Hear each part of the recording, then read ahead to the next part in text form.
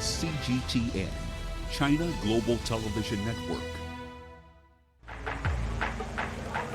When I look at Kibera through my lens, I see the happiness, joy, kindness, and the togetherness of the people of Kibera. I also love the power of social media because it has really played a very, very big role. We did videos, and those videos were sent through social media.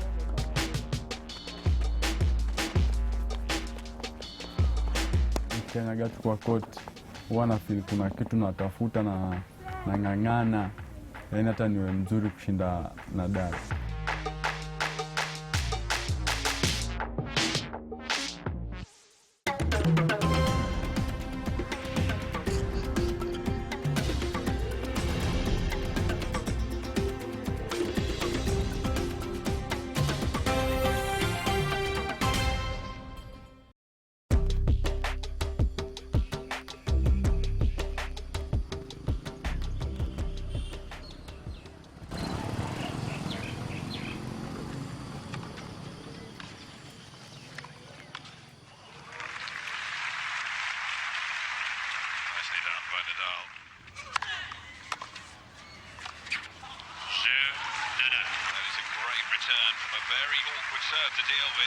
Kwa majina ni Kennedy Musembi Ngoli Amae.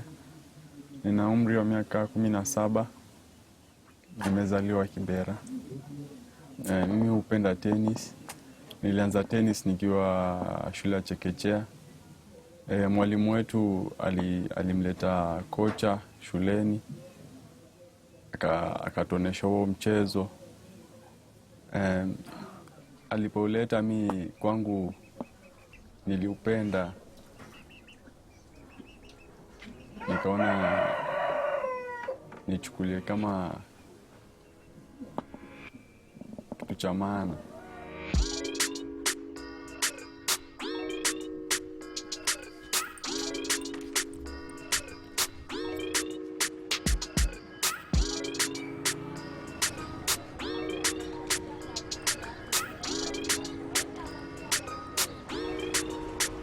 Every day, Kennedy Musembi commutes to Nairobi Club, a prestigious club in the heart of Kenya's capital, Nairobi, for his tennis training.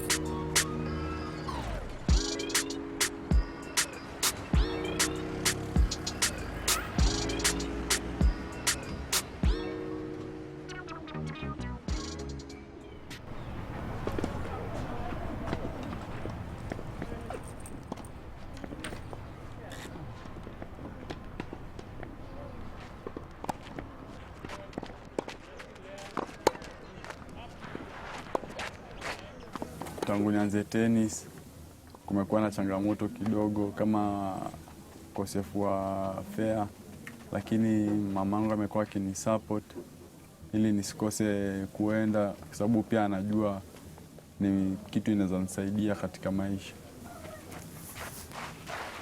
Kitu nipa motisha ili nitake kuendelea kucheza huu mchezo ni kwa sababu napewa support na makocha wangu.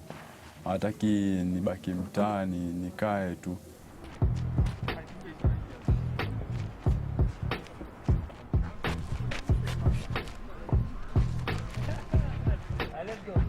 I coach in Nairobi Club, but I run a program for less fortunate kids, which is being supported by members who I've supported them by giving them the court to play on. So let's play football. I've met Musembi at Loreto Valley Road. They were a group of Kibera kids. So what we do, we let tennis change their life.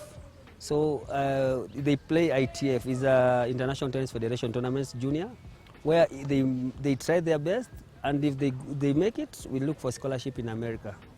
So there's a chance for them in America in future to join tennis college.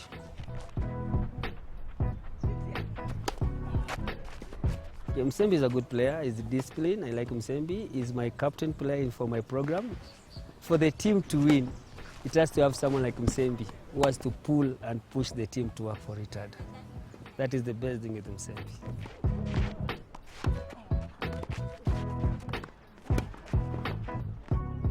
My favorite player ni Nadal. Na ni favorite player wangu kwa sababu anapigana aachilii point yake rahisi. Yani kikanyaga tu kwa court huwa na feel kuna kitu natafuta na ng'ang'ana, yani hata niwe mzuri kushinda Nadal.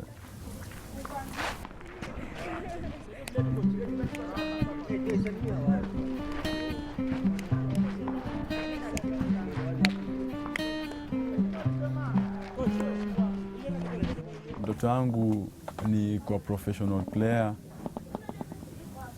lakini kuna changamoto ambazo zinafanya nisifike, lakini bado naendelea kupigana. Tennis si popular hapa Kibera kwa sababu hizo equipment hazipatikani kwa urahisi, na kuna wachezaji wengi wa mpira kwa sababu kuna yani hakosi hizo equipment. Kuna uwanja, kuna wachezaji, kuna makocha wengi.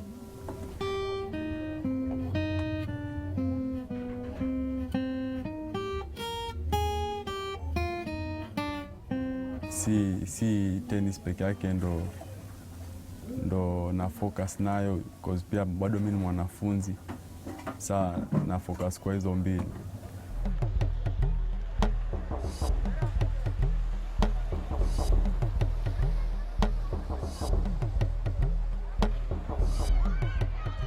Education can open minds in a world of possibilities, and it has been a testament of hope for the children of Kibra. But due to COVID-19, this very hope has faced unprecedented obstacles this year.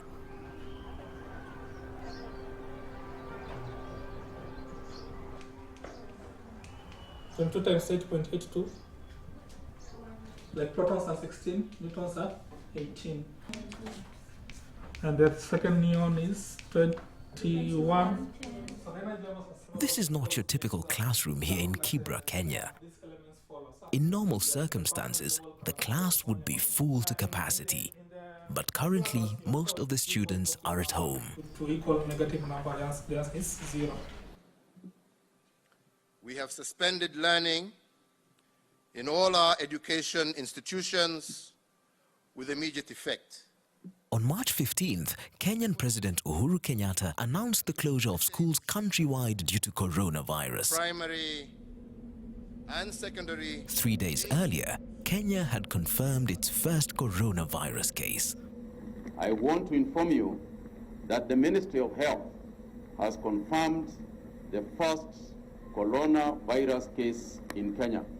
Since COVID-19 started, I was scared at first because more countries were receiving and adding their cases. When the first case was confirmed in Kenya, we were like, how many are we going to be? So at first we were scared, and the fact that schools were closed down, we had nothing to do, we were just at home. It was not easy again to move because back then everybody was afraid of the situation. 17-year-old Irene Janet Owiti is a grade 12 candidate at Kibra Girls Soccer Academy. This year, she was meant to sit for her national exams, the Kenya Certificate of Secondary Education, popularly known as KCSE in the country.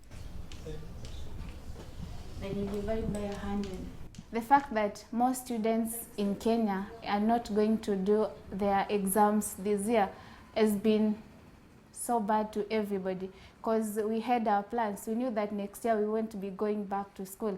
Right now, I don't know, but most people have also grown in size and height, so we're not even sure if the uniforms that we're still having are still going to fit on us next year.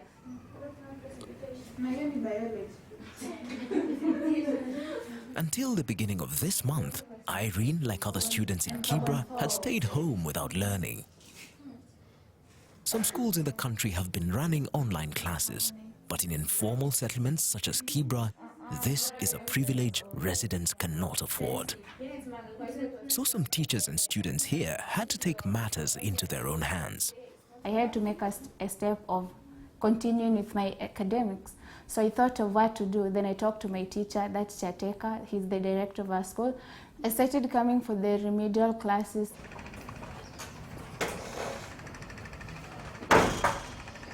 the director of Kibera Girls Soccer Academy, but currently during this COVID-19, I'm helping tutor students in math and chemistry. So I started this program of tutoring few students we have in chemistry and math in May this year. We started with only 2 students. 2 students came and asked if I can help them in math and chemistry. So currently we have 7 students, and we have more students who want to come and join, but because of COVID-19 restrictions in Kenya, we cannot allow more than 7 because of social distancing may not be possible. So number 3, determine. Without the resources needed to run online classes, schools like Kibra Girls Academy have had to craft some unique methodologies to ensure their students have access to education. We have other students who are not in this program in the school. We've opened our WhatsApp group for them, as well as all the teachers. So in case any student has any question, she just posts the question in the WhatsApp group, then the respective teacher will just act on it and answer them. So we have limited resources because it was our plan as a school to conduct online learning to all our students. But now we have 2 major problems. Number 1, the students don't have access to devices that can enable them to access online learning, and also they don't have internet access. So homework for today. Since schools went for break because of COVID-19, we've been organizing some, giving food to our students and their families on a weekly basis. So whenever they come to pick their food, teachers have been able to organize them to have examinations and also some notes. So they give them handouts in terms of notes and examinations. Then they return the notes or the exams when they come and pick the food for the following week. So that way we've been able to get in touch with our students and make sure that they are doing something like constructive at home. From number 5 to number 6. Though some classes like this one have been opened, most facilities in the school remain shut due to the social distancing directives. No, currently we don't have a library that is open for the students, but in our school we have Kindles. Kindles are electronic readers which can hold more than 3,000 books. So we have electronic books and revision books and past papers and novels. So it's like they have their own library back at home. So from A to F.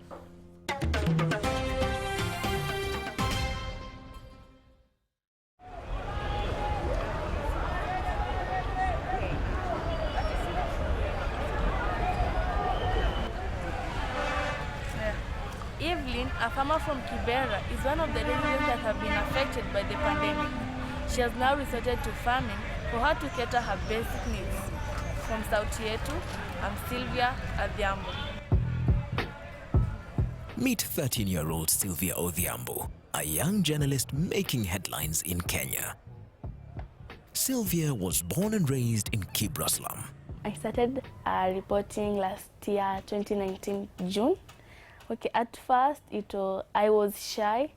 I was not able to speak in front of a camera well. And I really wished to be a journalist since I was young. So, but the person who really inspired me a lot was Lulu Hassan. Okay, she's a female anchor. She works at a local TV called Citizen. So I really loved watching her programs a lot. I really loved her language. And from there, I think she's the one who really inspired me a lot. She gave me that strength of being a journalist. Hapo mwanzoni nilikuwa na nawiri vizuri, so we used to donate. Yeah, we also donate to them. For you to be a good journalist or a reporter, you just need to do a lot of research. You can tell people the real situation, the real story of what is happening on the ground.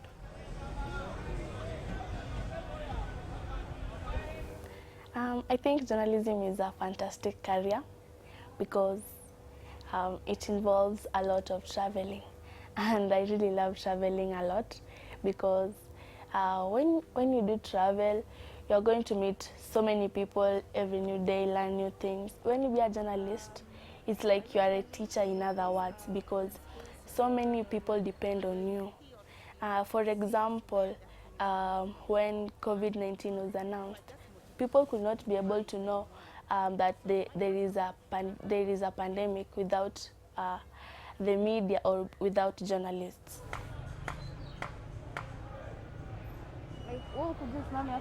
Today, Silvia is reporting on urban farming in Kibra slum. I was going to do a story about this woman.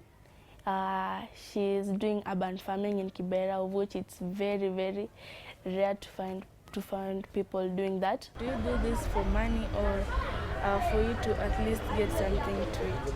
People use capsicums on a daily basis. When the term comes, it is over and we will start tilling the farm again.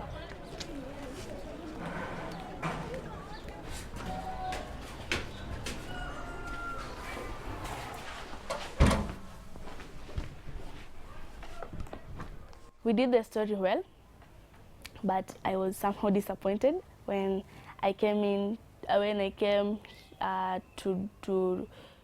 edit it, because I found out that I was not recording. I had no sound, but we had the footage.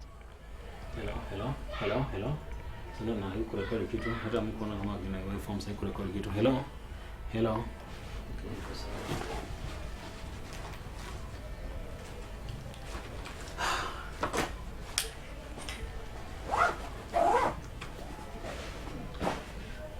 Sasa hii inaweza tuletea ngori.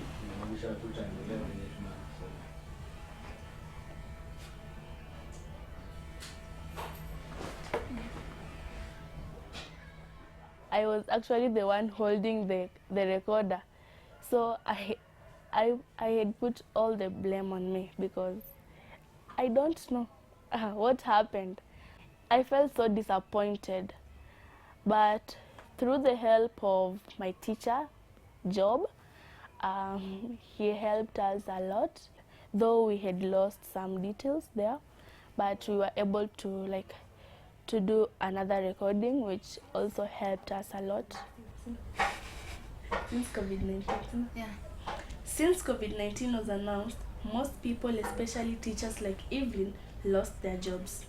With the way things are moving on right now, Evelyn has no choice. Next time when I go to the field, I should be able to see some waves on the recorder, so I should not make mistakes again. How do you overcome them? Since Silvia started reporting, her young career has catapulted into international levels. Nataka nikae hapa tu siku mzima. Na bado tuko mchana. Reporting, it has actually improved my confidence, my language. Actually in school, sometimes I'm the one who leads in English and Kiswahili just because of reporting, because it has made me speak fluently. And the other thing is that there is this one local TV station called TV47. TV47 was able to see my stories on YouTube and gave me a contract. Na ningependa kukukumbusha au kukueleza kuwa kiti cha ubunge huku Kibra kiliachwa wazi wakati. So they used to air my stories on Saturdays 9:30 to 10. I was very happy because TV47 used to pay us, and the money that they gave us, we were able to move from Shine Kibera Educational Center to Friends Ngong Road.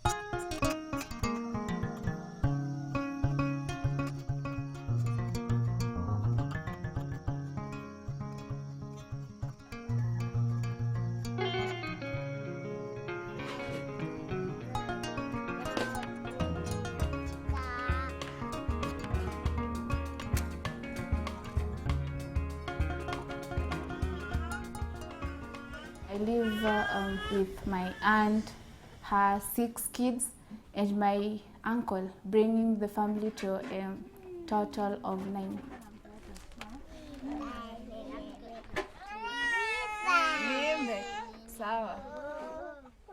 I got separated from my family when I was 11. My mom said that I had to get better education, which I could only get here in Nairobi, because back there in the village, it is not easy to access reading materials and everything. And it was not easy for her also to pay my school fees.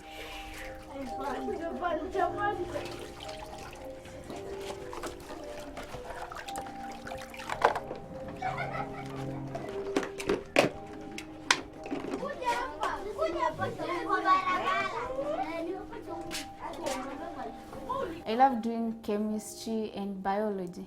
I love chemistry because it's full of life. Everything, the food we eat, as you walk around, you have to move around the roads. More of geography, but then some chemistry is also applied. We have to learn everything. The more you learn, the more you live. That is chemistry. And I love biology because I am biology. Everything about it is life.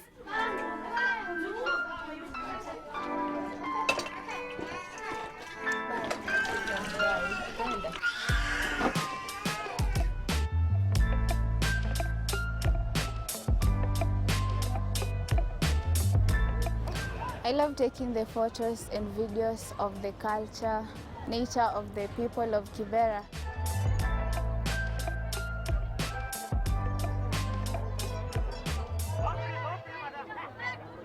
So when I came in girls soccer, that was in 2017, I joined the journalism club. But again, at the same time, it was not easy. I remember back then we only had one camera.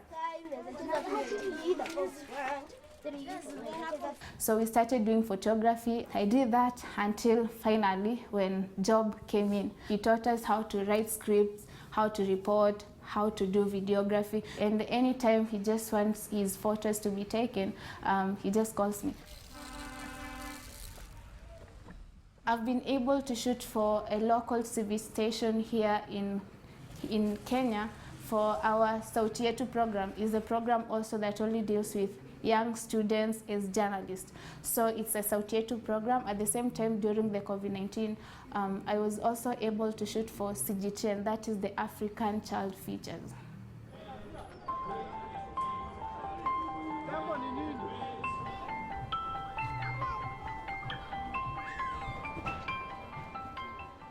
Silvia has used her talent and skill to highlight stories of her community, making an impact.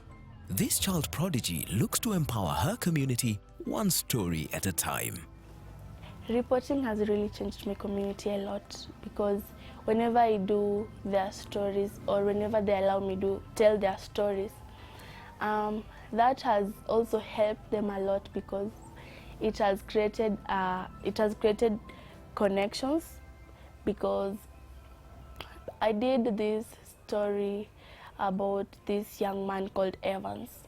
The man was sick, very, very sick. He was bedridden, and he used to live in this bad, poor structure that he called his home. So the house was bending, and you know, you are living in a poor structure, you are sick. So he lived there with lots of fear, because whenever it rains, the water gets in his home, so he has no peace. But when I came in at the right time, did the story, put the story online, so many people watched it, and they did an online fundraising. They raised a lot of money.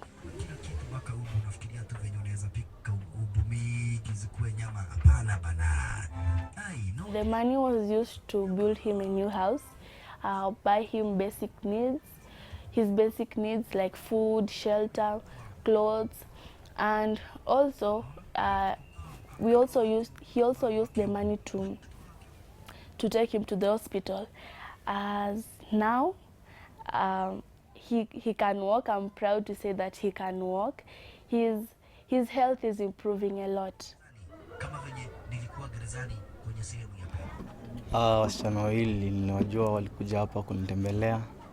Walipata kama mimi ni mgonjwa, wakanisaidia. Walikuwa na job wakanisaidia. Walipata kama hii nyumba yangu ilianguka. Sasa wakanisaidia, wakatoa hiyo mambo yangu nje. Watu wakanichangia kwa online, wakanitengenezea nyumba. Sasa mimi naweza sema nawapigia asante sana. Hiyo roho wako nayo, waendelee nayo. Mimi nimeshukuru sana sababu walinitoa mbali sana. Kwa sasa nasikia vizuri, naweza tembea.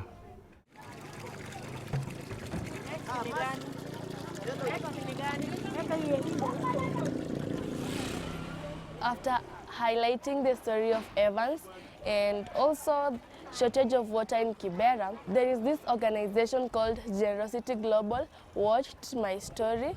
So the organization is based in the US. So they were able to see my stories and they were interested in helping the locals. So they reached my teacher, Mr. Job, and from then we started working together.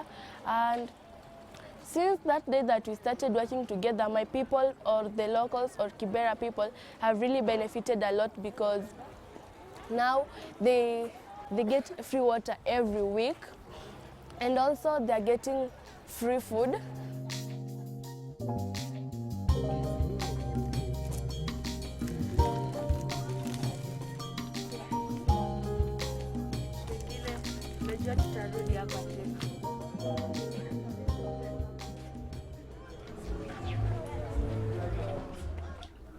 Tangu Silvia aanze kujifunza hii channel la simu, nimeona mabadiliko kubwa. Ya kwanza kabisa, ani sioni akiwa idol, ana randa hivi. Juu hiyo inamkeep busy, anakuwa busy sana. Inamfanya at least hata anakuwa na discipline kidogo. As for me, I just make my own timetable. When I wake up in the morning, I know I'm going to help my mom do the house chores. After that, take breakfast, read, go through my books. Then I take my scripts, I rehearse a little bit, or sometimes I go meet my friends, discuss of the stories that we've done so far.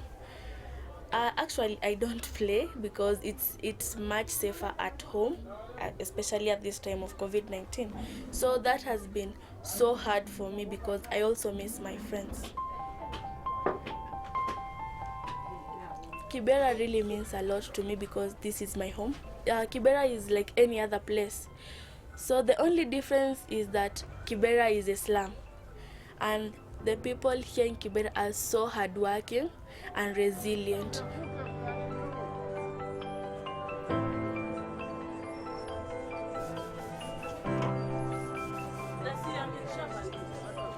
We want to change the negative perspective of people of Kibera. So far we've been able to help different families, especially with the coronavirus situation, able to do the stories of Kibera, represented them to the world. In January 2021, Kenyan schools reopened for the first time since March 2020. Irene Owiti's dream of completing her high school education and transitioning to university has come true. Kennedy remains hopeful about joining a good university in the United States and further continues to sharpen his skills in tennis. But that hasn't stopped me from pursuing my dreams of becoming a journalist. And Silvia keeps on the light and hope of Kibra through the screen. So that I can tell our stories better. I am Silvia in Nairobi's Kibera slum in Kenya.